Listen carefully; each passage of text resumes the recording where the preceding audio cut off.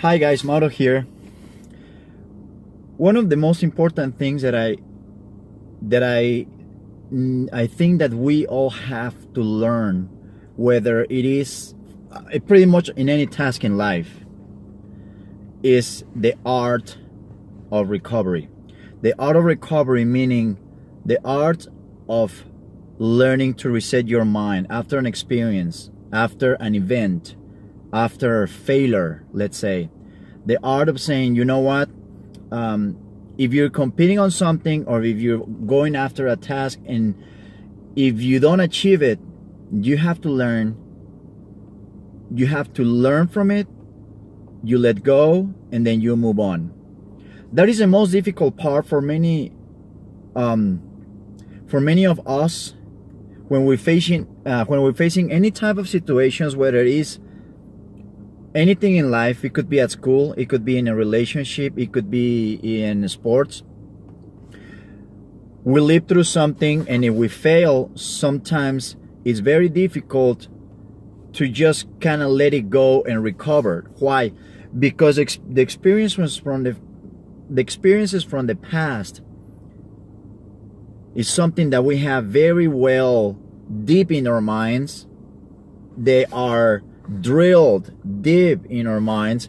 So many times those experiences, what we're living in the moment, is something that is most of the time based on what we lived in the past. So if we did something wrong, we don't believe that we have the ability or the skill to rebound, to say, okay, I can get out of this, I can recover, I can do better than this. Why? Because we have never done it before. And why do we have that belief that we have never done it before? Because in the past we were not able to do it. And when we leave something in the past, so we're saying, you know what, I don't believe I'm gonna be able to recover. Why? Because 2 months ago the same thing happened to me and I wasn't able to do it. Or 2 weeks ago, or 2 years ago, or sometimes 6 years ago. It's like you split with someone. You split with your girlfriend or your boyfriend, and you say, oh my God, this is gonna be so difficult. Why? Because the last boyfriend that I had, or the last girlfriend, it took me 6 months, and that was 2 years ago, or probably a year ago, or 5 years ago. And you say, so you just, I hope you get how absurd it sounds when we say, you know what, this is something that happened 6 months ago. You're not the same person that you were 6 months ago.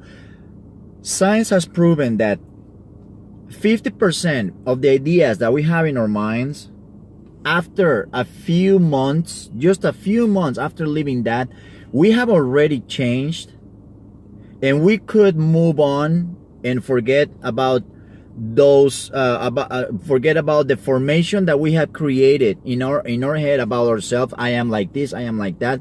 We could forget about that if we just wanted to. But the truth is that every day we remind ourselves, you know what, I'm not gonna be able to travel to see my mom. Why?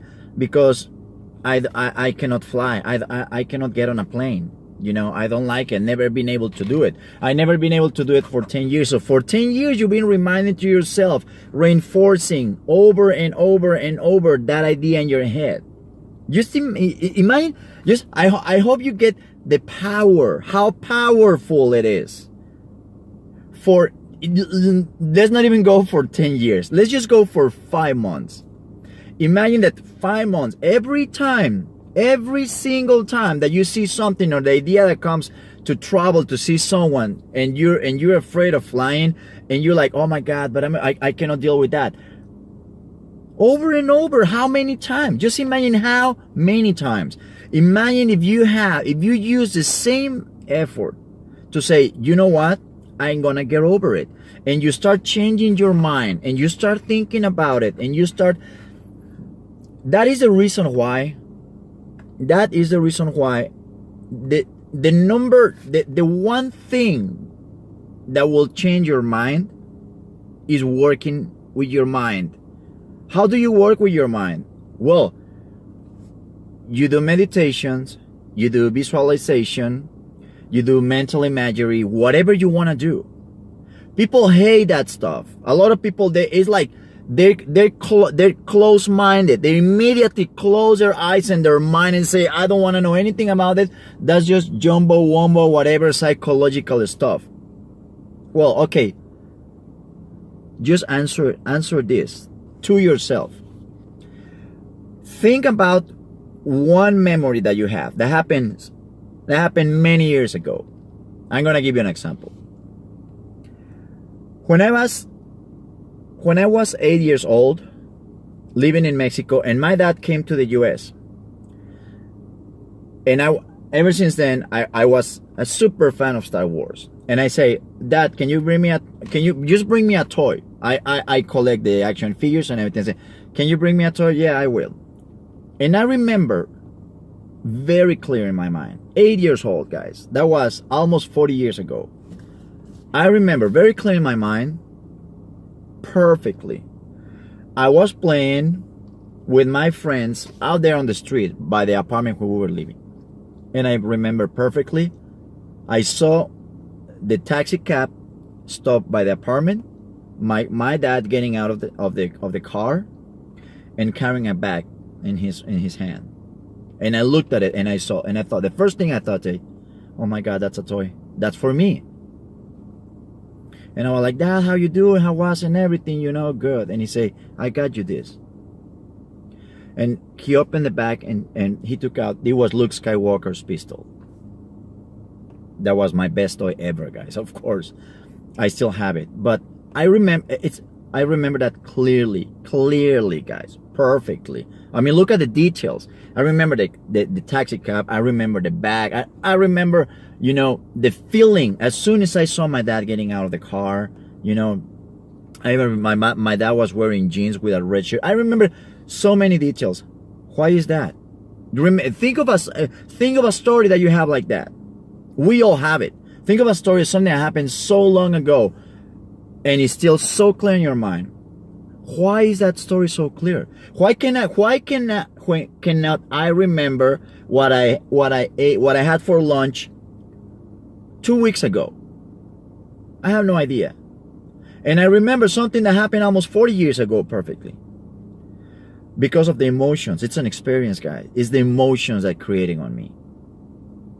That's why. That's what visualizing something and feeling the emotion, that's what it does to you. That memory you have from so long ago, that's what it does to you. Why those of you that are scared of watching scary movies, why is that? Because it's just an image. We know at the movie theater, we know nothing is gonna happen to us. But our mind doesn't know it. So it gets so focused, so into it, that it creates that experience, that emotion. The experience, it takes you, it creates thoughts, reactions, emotions. When everything happens like that, what happens? It creates a new behavior in us.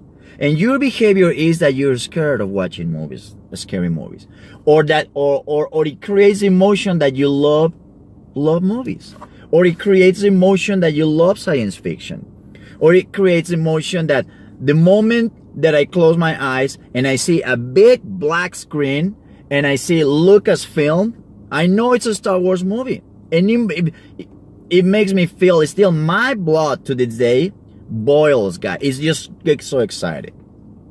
That's what happens. That's how visualization works. For those of you that don't believe that it can do something for you, closing your eyes and thinking and feeling and looking at the person that you want to be, looking at the person that you want to become. Recovery. That's how you do it. That's what we were talking about. How do I do that? How do I change my mind? Well, you gotta look at yourself with it. But the magic is that there is no magic. It's a very simple potion. It's thoughts mixed with emotions. That's all it takes. But you have to make it so clear in your mind that is gonna condition yourself to react to that. Okay? Just like anything that you react in life, you have been conditioned to react to that. You've been conditioned to react to your dog barking, or to your son crying, or to your wife talking to you, to so many things, guys. That's how it happens. It's just a reshaping up here. And remember, whenever you want to create something new, a new behavior, new reaction, perceptions, or something in your mind, it's not gonna happen in the external world. It's not gonna happen. You don't have to see it several times happening up there. It's happening here and here. It's a mix of these two. You gotta see it, you gotta feel it.